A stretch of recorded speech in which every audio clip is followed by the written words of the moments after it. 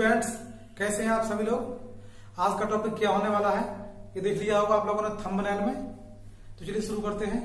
शुरू करने से पहले यदि आप लोग हमारे चैनल पर नए हैं तो हमारे चैनल को सब्सक्राइब करें और पास में बने बेल आइकन को जरूर दबाएं, जिससे कोई भी नई वीडियो अपलोड होने पर आपको तुरंत नोटिफिकेशन मिल सके। और हाँ, वीडियो अगर अच्छी लगे तो इसको लाइक और शेयर करना बिल्कुल ना भूलें। तो चलिए बिना देर के शुरू करते हैं आज का टॉपिक। आगे है प्रतिबिंब या इमेज। देखिए, प्रतिबिंब मुख्य रूप से दो घटनाओं के कारण बनते हैं। उनमें पहली घटना होती है प्रकाश का परावर्तन और दूसरी घटना होती है प्रकाश का अपवर्तन। इन दोनों घटनाओं को ही हम इस अध्याय में विस्तार से पढ़ने वाले हैं। दोनों ही घटनाओं में प्रकाश किरणें आपस में कहीं ना कहीं मिलेंगी या हमको मिलती हुई प्रतीत होंगी। इसी आधार पर हम प्रतिबिंब बनाएंगे दो प्रकार के, वास्तविक और आभासी।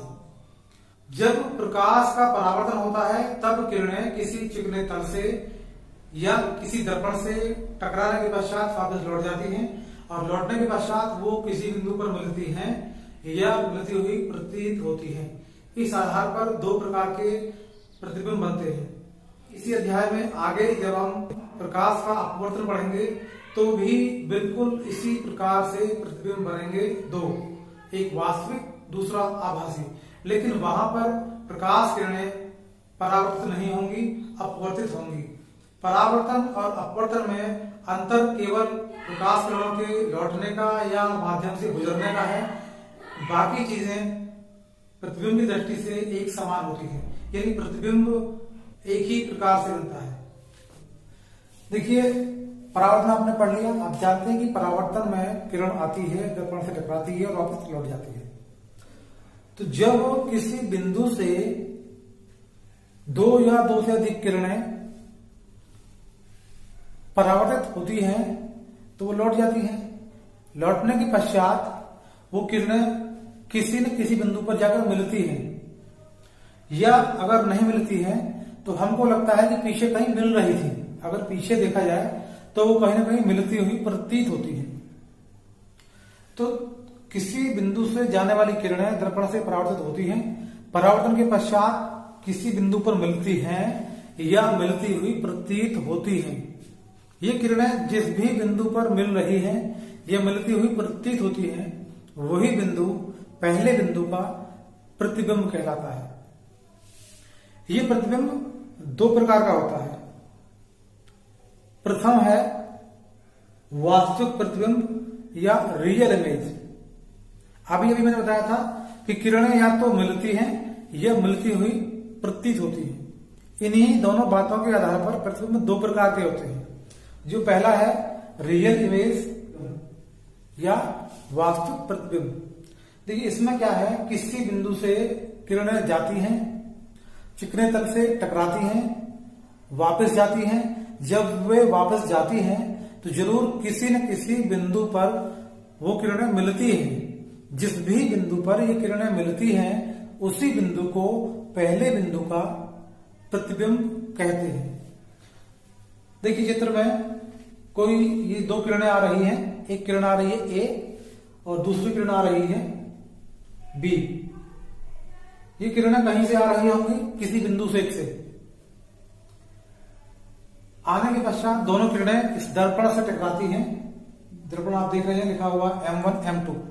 दर्पण मतलब कोई तल चिकना है। दर्पण हम आगे पढ़ाएंगे आपको भी।